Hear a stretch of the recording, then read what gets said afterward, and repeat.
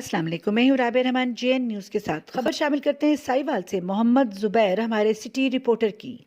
DHQ teaching ہسپتال ساہیوال میں corruption کا راج، بھتہ خوری اور بدماشی سر عام۔ وکاس والد فیض جو کہ چیک نمبر 134/9L ساہیوال کے رہائشی کو ندیم اصغر سینٹری انسپکٹر اور اقبال سینئر سپروائزر نے سیکیورٹی روم میں لے جا کر زبردستی تلاشی لی، موبائل اور شناختی کارڈ بھی لے لیا اور اس کو یہ دھمکیاں دیں کہ ہم آپ کو کل جو الائٹ بینک مڈھالی روڈ پر واردات ہوئی ہے اور ڈاکوں کا ساتھی بنا کر پولیس مقابلے میں مار کر پوسٹ مارٹم کر دیں گے اور کسی کو کانوں کان تک بھی خبر نہیں ہوگی۔ اس کے بعد میں وکاس نامی شخص کو کورونا ویکسین ڈسک پر لے جا کر ویکسین لگوانے کی کوشش پر ڈیوٹی نرس نے بتایا کہ اس کا بلڈ پریشر زیادہ ہے، اگر اس کو ویکسین لگائی تو یہ مر جائے گا۔ ان جان کے دشمنوں نے کو دھمکی دی کہ